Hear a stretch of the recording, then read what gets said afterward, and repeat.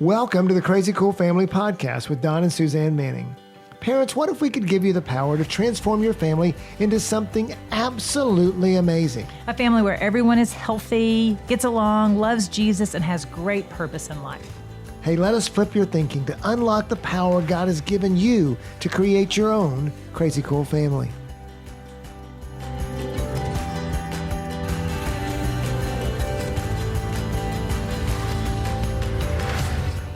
Welcome to the Crazy Cool Family Podcast with Don and Suzanne Manning. Hello, folks. We are in the 1st of August, which means that we are starting this... The craziness of August. Can I say that? Yes, you Well, can. no, what were you going to say? Well, I was in this transition. You know, in June, school's out, everything's great. We got summer, and we're going on vacation. Got months ahead of us to play. And July, it's getting hotter. And then there's the 4th of July, big parties, But you fireworks. also kind of start to transition. You start thinking July, okay, here it comes. I know. Here it We're comes. about to hit Here the it comes. middle, Yeah. and then the middle goes downhill into the August, school year. yes. And so, so we're going to talk today about the transition in the month of August because And how to make it your best transition. Right. I just, for so many years, I dreaded August. I mean, I dreaded the heat of August. I dreaded the to-do list of August and all the different things that needed to happen and purchased and the different directions that we all started to go in August. I would just dread it. I had a bad attitude, I confess. And then I actually have 2 kids with their month, birthdays in August too, and we tried to make birthdays a big deal anyway. Well, and really just, you know, list out, we were talking about this beforehand, all the things that need to be done in August. I mean, haircuts, school supplies, you're getting physicals for sports. And if you haven't been to the dentist, and everybody usually needs a new pair of tennis shoes, and for some reason they've grown all summer, so their clothes don't fit anymore, and it goes on and on and on and on. The school, whatever, you got to get the school lunch account set up, and you got to get, yes. Yeah, I mean, all the paperwork. You got to get them enrolled, and you've got to, all the things. Got to go over their classes they're going to be going to, and it's just and buy summer reading if you haven't done that yet. yeah, exactly. Which we haven't. Yeah. So all in August, there's just like this feeling of, okay, it's coming. School is coming. Giant Summer project, and yes. summer's over, and so you're just dealing with a lot of logistics for one, dealing with some emotions for one. Oh yeah, that's good to acknowledge that. Because Dealing with the heat of the summer if you're in Texas for one, or wherever you are, and so how do you make August an effective transition? How do you start school well? Whatever age kids you have, how do you start school well? In the coming weeks, we're going to be talking to some of our kids about it. And so, but right now, we just want to talk about how you make transitions go well. And so, well, to start off with, just mamas, we can't be crazy. I mean, I found and I realized and I saw that when I was out of control crazy, then it became a stressful situation for my kids. And there is an excitement that is built in our kids to start a new year, to have a new teacher, to have a new set of classes.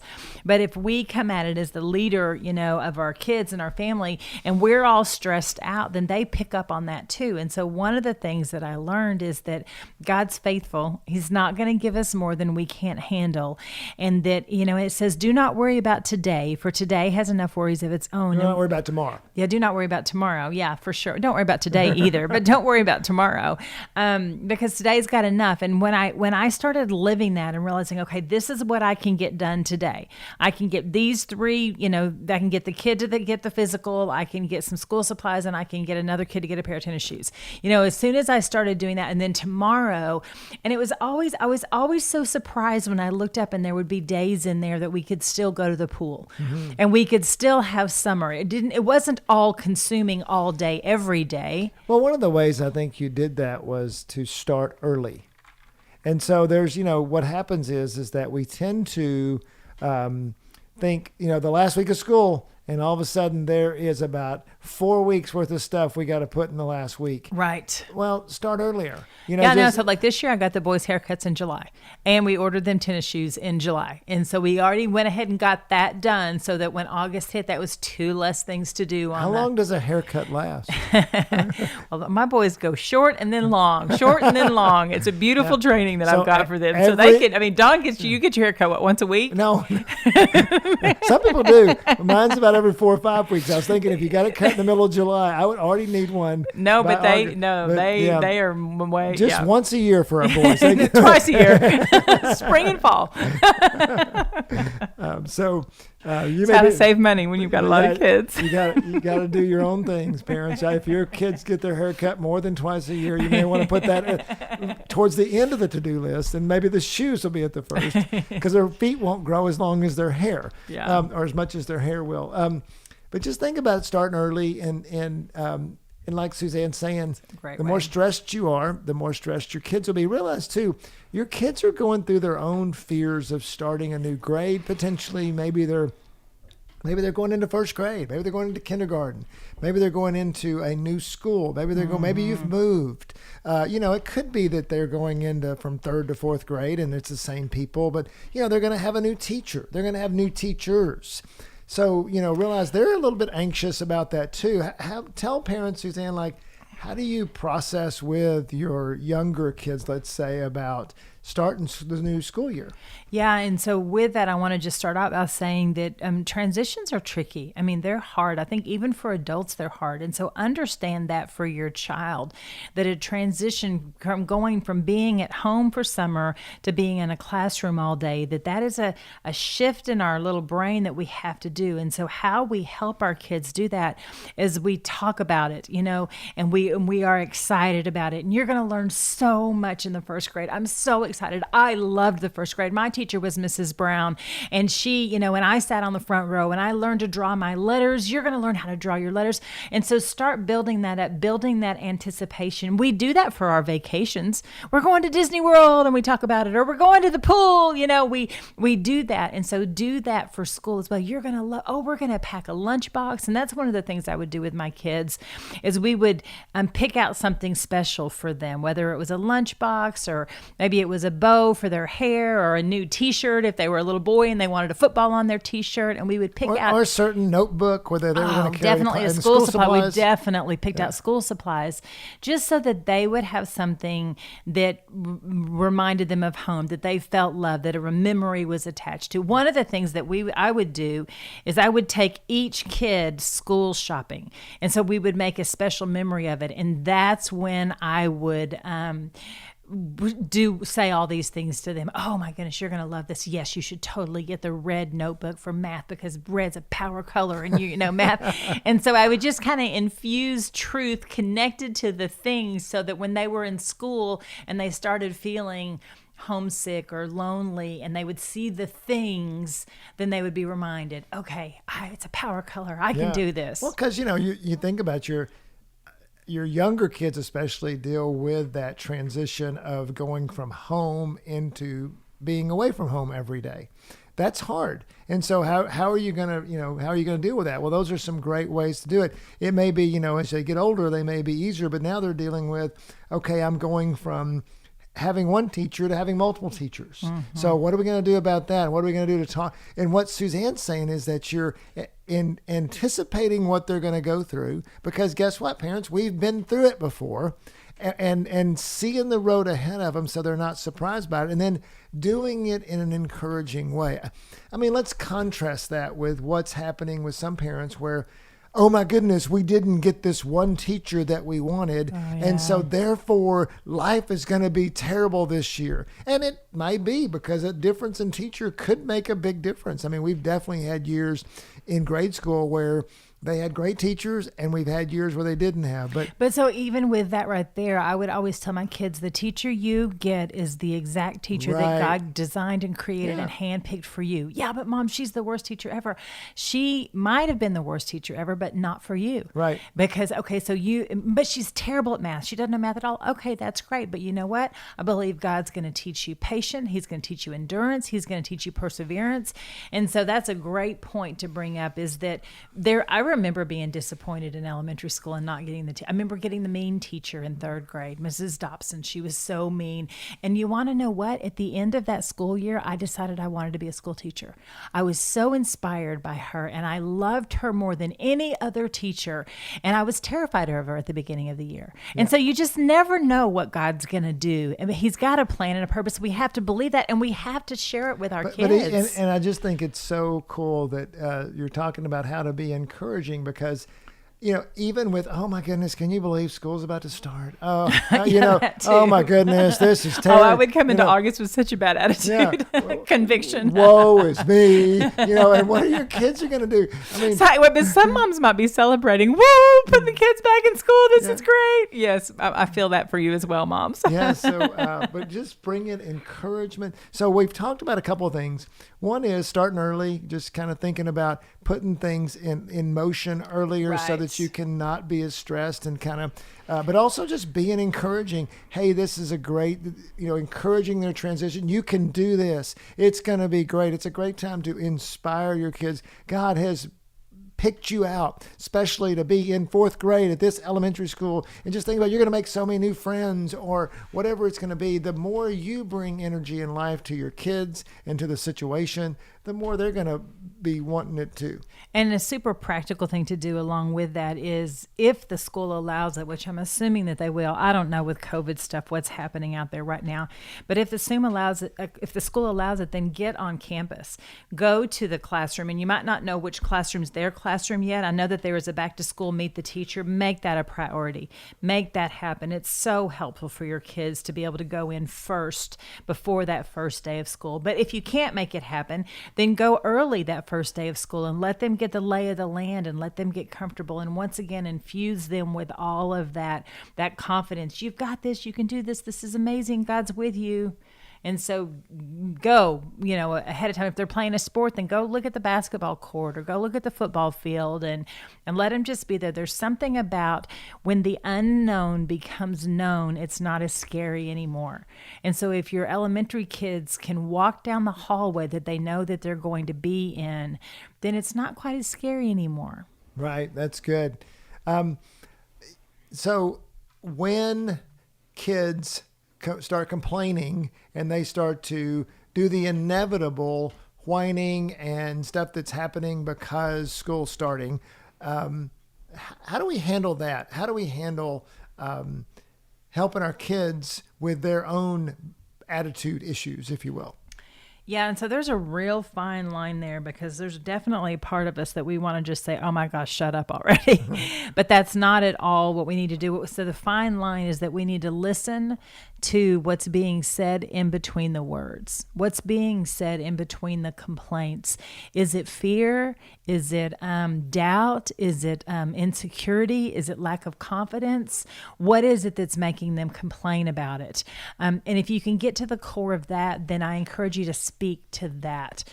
So if it's fear, then you just say, you know what, God, perfect love casts out fear. Did you know your teacher's going to love you? She's been praying for you all year, and God's created you. And so you give them purpose. God's created you to go in and be friends with everybody in the classroom. So find out what the core issue is. If it's insecurity, then alleviate that. What is it that you're insecure about? Well, I can't write my name very clearly. Okay, well, I know what we can do the next few days. We can practice writing our name. And so remove those things that are behind the complaints. Okay, if you don't want to be a detective and try to figure that out, then just ask them, why? What's the problem? Why are you complaining? Why do you not want to go to school? What is it that you don't want to do here? And then I think another way to do that as well, I think that's a great, it's great to ask those questions, and also let's just talk about expectations. Let's talk about what our expectations are for the year. Okay, here's your classes you're going to have.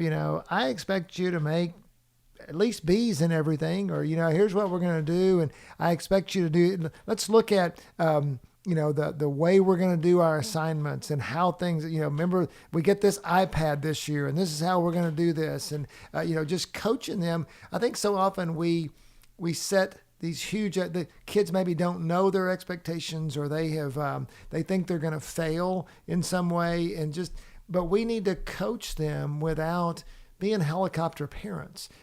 How are we going to empower our kids to make it on their own this school year? And the older the kid is, the more they need to be doing. Well, how are we going to teach them independence? How are we going to bring about self-control in their lives this year? I love to just talk about that. What do you think this year? So often we would get our family together and we'd say, because I think realize parents that most parents, we don't operate on calendar years as much as we operate on school years. Because we start in the fall and then we go through the school year and then we have fun in the summer and then we ramp it back up again. Well, it's a great time to get the family together and go, man, what do you think this year looks like for you? Well, I want to make the A team in basketball. Awesome, man. What are we going to do to make that happen? What do we got to do? We need to get some skill sessions going or whatever. Or I want to be first chair in the band and the trumpet. Okay, great. You're going to need. How are you going to make that happen? Well, I'm going to practice, every day to make that happen. That's awesome. That's a great idea. Can I make this suggestion or whatever? And you start to go through those things with them and start to cast vision in their lives. Yeah, and I love that. That's what I was going to say with that is that when you do that, then it's not a blank slate as they go into school, and it's not a whole bunch of unknowns, and it's not a whole bunch of I don't know what's going to happen. I don't know what's going to happen. When you lay it out, like Don's saying, with these ideals, these dreams, these visions, even expectations. Sometimes we have expectations, a bad word, but reality is when it's spoken, when it's talked about, it's not a bad word at all. It's a great relational connection. Yeah. And so take that time. As you do that, what you're doing is you're paving the way from this unknown world that they're going into, and you're actually giving them stepping stones in the world to go, okay, I'm going to try hard at this, and I'm going to do this, and I'm going to practice this. And now they have things to do, if you will. Yeah. Who do you think your friends are going to be? What do you think church involvement looks like? Maybe for a middle school or high school kid, how are you going to be involved in youth group this year? What do you think your schedule is going to be like? Again, I love what Suzanne says, that you're making the unknown known. You don't have to know everything, but you're giving them this sense of security and peace that, oh yeah, I got this. This isn't so hard. That sounds familiar. Yeah. I've done this. Yes. And then you can walk in and you let them dream a little bit, and they start thinking, wow, this is going to be a fun year. I'm going to be, because many kids most kids love summer and are dreading the school year starting in some ways, but they're not sitting dreading in the desk. Yeah, but they're not dreading being with their friends. They're not dreading, recess. Yeah. Highlight of the day. It's never long enough. Right now, McCade's looking forward to football.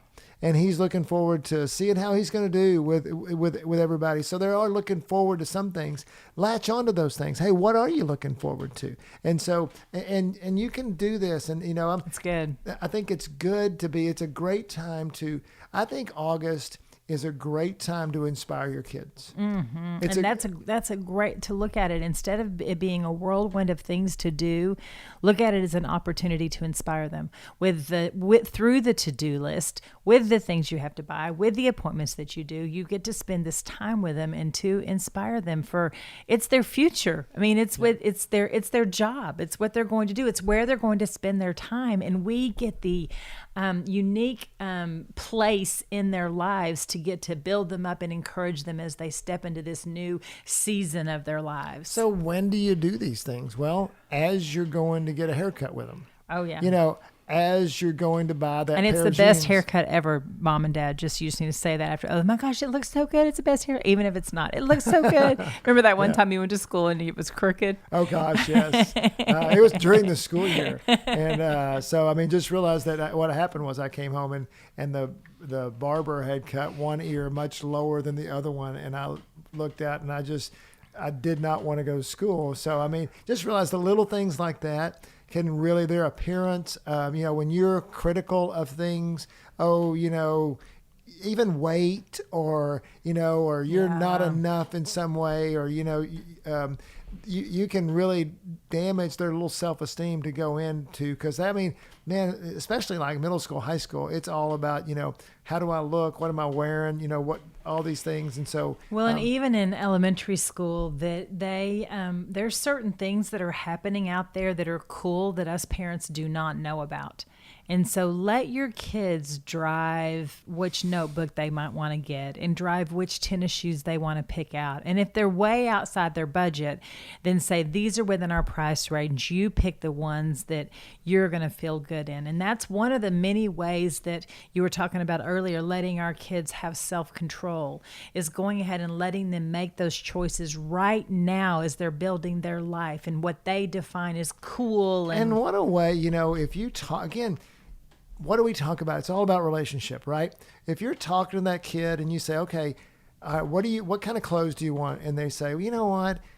I want all these nice shirts and shoes, and it's going to cost, hundreds of dollars. You might say, okay, we don't have the money to do that. What's really important to you? Well, man, these red shoes, they are the bomb. I got to have those. I mean, I don't care if I wear T-shirts every day, but if I could have these red shoes, and those are $100. But the other ones I can do that. Okay, let's go get the shoes for you. Make it happen. Let's make that happen. And if it's even, if they've saved up money during the summer, hey, maybe you want to put some, I can afford this. Would you like to share in it or whatever? So many creative ways. But here's what you're doing. You're listening to them. You're helping them. You're empowering them to be confident to go into their school year.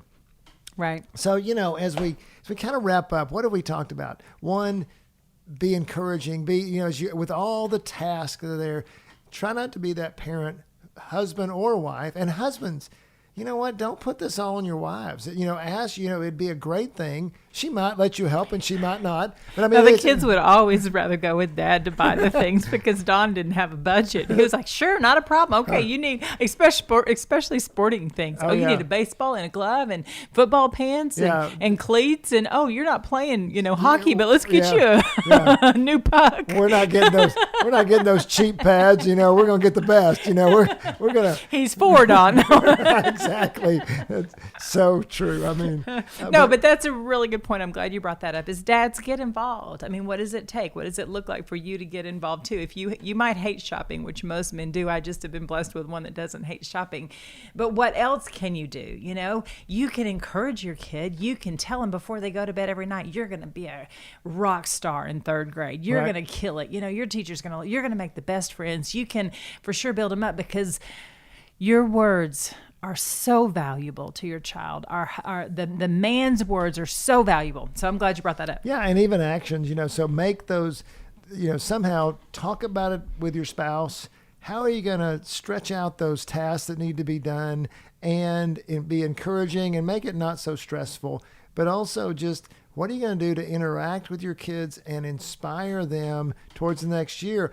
Hey, God, and what's my vision for my kid for this next year? We're going to talk about that probably in a podcast later, but in more depth because I think it's super important. But right now, it's just maybe ask the question, God, what is the vision? And asking your kid, what do you want for this year? And being that positive force in their lives instead of filling them with, oh man, it's going to be a tough year, man. Right. Math's going to be hard. You better work. You better do this. You better do that. I mean, can you tell I've been there, done that? I mean, I've flipped that thinking in my head of. Well, and the way to do that is to flip that thinking. Even is to go back to when you were a kid.